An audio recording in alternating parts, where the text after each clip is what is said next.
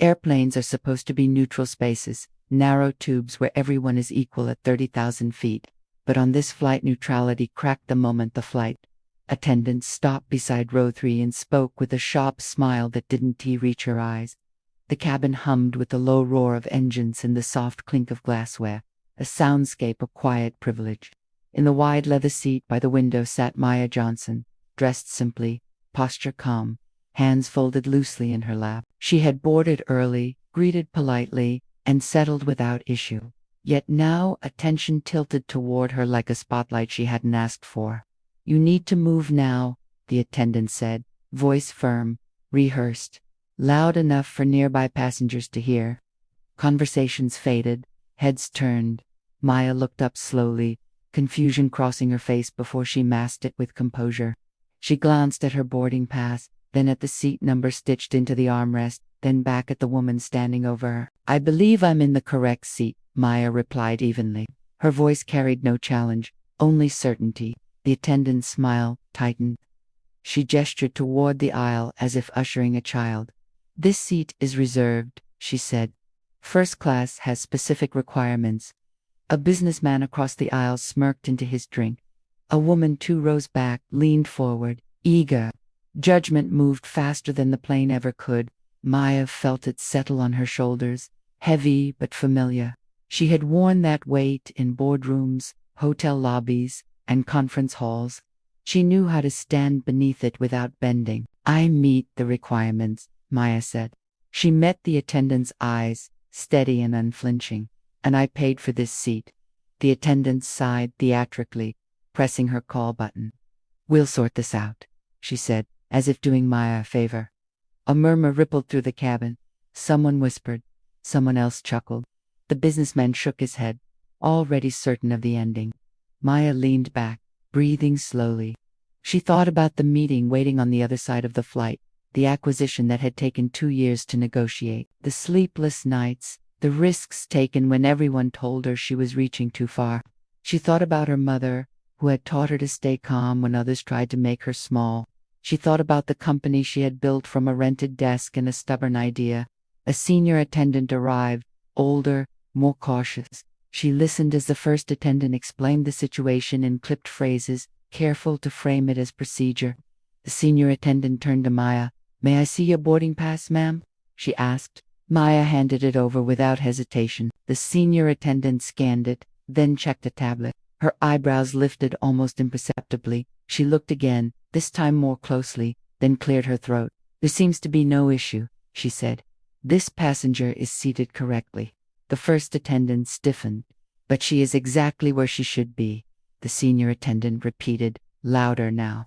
The murmurs shifted tone. The businessman's smirk faltered. The woman 2 rows back sank into her seat. Maya accepted her boarding pass back, offering a polite nod. "Thank you." The first attendant flushed, embarrassment blooming into irritation. "Very well," she said sharply, then added, "Enjoy your flight," before turning away. For a moment, the cabin settled, but the air remained charged. Maya gazed out the window at the clouds sliding past like quiet witnesses. She wondered how many times competence had been mistaken for trespass, how often presence had been questioned simply because it defied expectation. An hour into the flight, turbulence rattled the cabin. The seatbelt sign chimed. Drinks trembled. A sudden jolt sent a tray skidding, spilling red wine across the aisle. Panic fluttered. The same attendant rushed forward, eyes wide. "Maya Johnson," a voice called from the cockpit over the intercom. Heads snapped up. "Could you please come forward?" Whispers ignited. Maya unbuckled calmly and stood. She walked down the aisle, aware of every gaze, every assumption reigniting. The attendant who had confronted her watched, uneasy now. In the galley, the captain stood waiting, relief evident. "Ms. Johnson," he said warmly, extending his hand. "I'm glad you're here." Maya shook it. "Is everything all right?" "We had a systems alert," he explained. "Our diagnostics partner is on board, and we were told you could assist." Maya nodded, already shifting into focus. "Show me." Back in the cabin, passengers strained to listen. As minutes stretched, the turbulence eased, lights steadied. Eventually, the captain's voice returned. Ladies and gentlemen, thank you for your patience. A minor technical issue has been resolved. We'll be continuing shortly." Applause broke out, hesitant then growing. Maya returned to her seat, the first attendant stepping aside silently to let her pass. The businessman stared at his shoes. The woman behind offered a small, awkward smile. Maya sat, buckled in, and closed her eyes. Vindication wasn't loud. It didn't need to be. It lived in quiet competence, in the undeniable truth of being exactly where you belong. As the plane descended, the sun dipped low, casting gold through the windows. Maya gathered her things, preparing to step into the city below, into the meeting that would change her company's future. The first attendant approached one last time. "I owe you an apology," she said softly. "I was wrong." Maya met her gaze, neither warm nor cold. "Yes," she said. "You're." The attendant nodded, humbled, and moved on. Maya stepped into the aisle with the other passengers. Equal once more in the narrow corridor of shared air, but carrying something extra. Not triumph, not anger, just the steady knowledge that she owned her place, no matter who tried to question it. The rest of the flight unfolded slowly, minutes stretching with the elastic patience of altitude. Maya felt the aftershocks of the confrontation settle into her muscles, a familiar ache she had learned to live with. Around her, people pretended not to stare, yet curiosity leaked through glances and half-turned heads. She recognized the looks. Some were apologetic, some defensive, some calculating how wrong they had been without admitting it to themselves. A child across the aisle tugged at his mother's sleeve and whispered a question she shushed away. An elderly man nodded at Maya, with quiet respect, as if acknowledging an unspoken understanding. Maya returned the nod, grateful for small mercies. She opened her laptop, more for the comfort of routine than necessity, and reviewed notes she already knew by heart. Numbers, projections, contingency plans, things that made sense, that obeyed logic when people sometimes did not. She remembered her first flight alone, years ago, sitting cramped in economy with dreams larger than her carry-on. She had promised herself then that she would take up space one day, not because she needed luxury, but because she had earned it. That promise had fueled late nights, tough negotiations, and the courage to walk away from deals that undervalued her. Sitting here now, she felt the echo of that younger version of herself, watching, learning, surviving. The attendant avoided her section for a while, delegating service to others. When drinks were offered again, a different attendant asked Maya what she would like, voice respectful, neutral, professional. Maya ordered water and thanked her. Neutrality, she thought, should never feel like a gift. Turbulence returned briefly, less dramatic this time, but enough to draw nervous laughter. Maya watched the wing flex against the sky and felt a strange calm. Life had taught her that stability was rarely permanent, but balance could be learned. You adjusted, compensated, stayed upright. The businessman finally spoke, leaning slightly toward her, his confidence dulled. "I misread the situation earlier," he said, not quite meeting her eyes. "Impressive work you did back there." Maya closed her laptop. "Thank you," she said simply. She didn't offer absolution. She didn't need to. His discomfort was lesson enough. As descent began, the cabin crew prepared the passengers, voices measured and practiced. Maya felt the subtle shift as the plane angled downward, gravity asserting itself again. She welcomed it. Grom had a way of clarifying things. When the wheels touched down, applause rippled through the cabin, louder than before, tinged with relief. Maya smiled faintly. She waited her turn to stand, retrieved her bag, and stepped into the aisle. The corridor felt narrower now, heavier with shared experience. As she moved forward, she caught fragments of conversation, half apologies, half excuses. She let them drift past.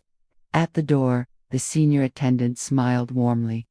"Safe travels, Ms. Johnson," she said. "And thank you."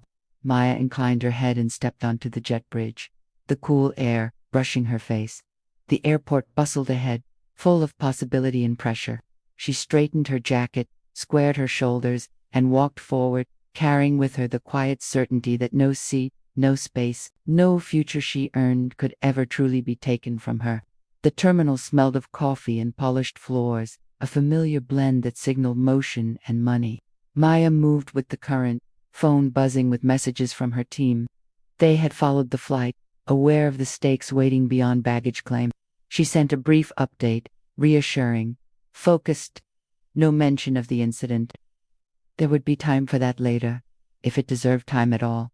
As she walked, fragments of memory surfaced.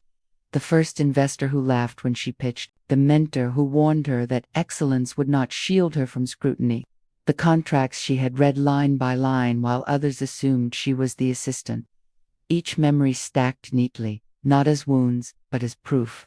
She paused at a window overlooking the runway, watching planes taxi like patient beasts. She thought about how quickly assumptions formed, how easily authority could be misused when unchecked. She also thought about how systems changed, slowly, because people like her insisted on existing fully within them. Her phone rang. The client's number flashed. "We're ready when you are," the voice said, confident, respectful. "I'm on my way," Maya replied. She ended the call and allowed herself a breath, long and grounding.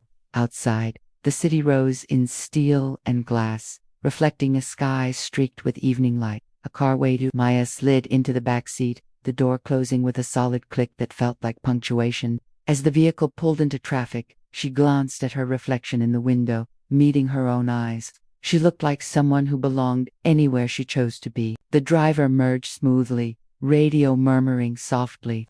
Maya opened her notebook and reviewed her opening remarks. Not because she needed them, but because preparation was her armor.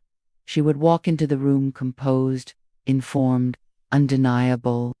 The flight faded behind her, already becoming a story she might tell one day, not for sympathy, but for clarity.